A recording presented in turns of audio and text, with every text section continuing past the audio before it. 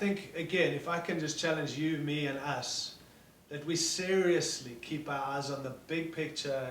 We make sure we're functioning out of partnership with God first. It maybe means we have to relook at all that we're doing and just making sure, not changing it, but shifting focus back to it's about Him. Maybe preaching some of that, helping our people see that again.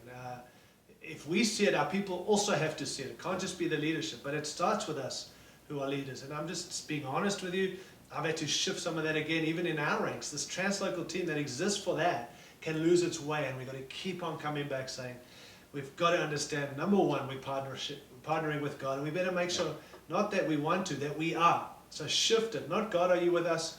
God, we want to be with you. We want to be for you. We want to be serving your purposes and your plans.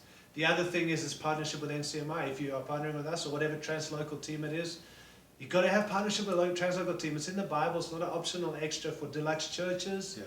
It's God's way. You cannot raise your people to maturity. You cannot see the church equipped and obviously be buying into the bigger picture if you're not connected to someone or translocal team that comes in and goes out and puts these things on that you can get to nations and regions. And so again, if it's part of what we're doing, can I be bold enough to come in and say, what can I get? Come in and say, what can we bring? It's not about us. You've got to understand that. We're not about NCMI, we're about the King and the Kingdom. But we are a vehicle called NCMI that God's given, 40 years history, not always been awesome, but it's been God, and we just want to keep it God and keep it functioning in what God intended. And so make sure you partnership and reality, and you're buying in, and you're getting guys in, and you're praying for us, pray for the nations, pray for regions, take ownership for what God's doing around the world and in your city and in your region. And then thirdly, obviously, our individual partnership with each other in local churches. And we didn't touch a lot on that, but it's strategic because the local church needs to understand every individual in our church, in your church, in the church Jesus is building, has to understand they play a vital role in making up who that church is. And so when you be a base, you've got to understand every local church has responsibility. Every individual has not just to come and get, but also to come and give. The same thing.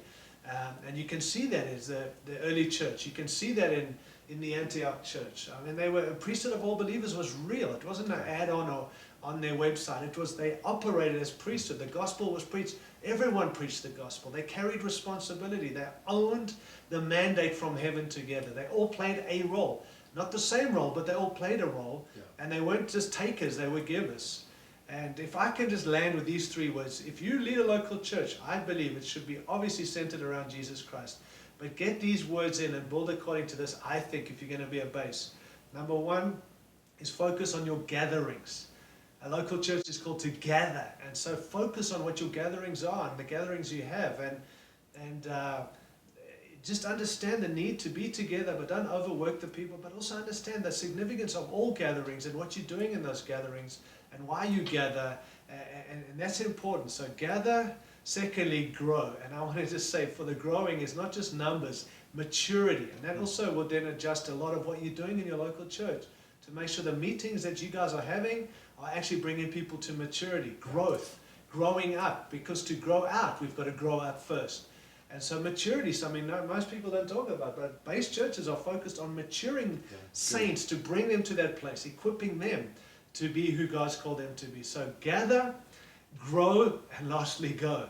If you don't emphasize the going, you end up gathering and growing up, but you end up splitting and hurting it because there's got to be a release. God's people are called to be released. And I'm not saying they all have to go to the international things, but it's an open-handed, gather, grow, and go. If you get that into your local church, into the heart of the church, and build with, we gather for purpose, we grow together, emphasize why we grow, and maturity, and gifts coming in, and all that, and also going, sending people. Jesus came for the lost, and we can't forget about the lost.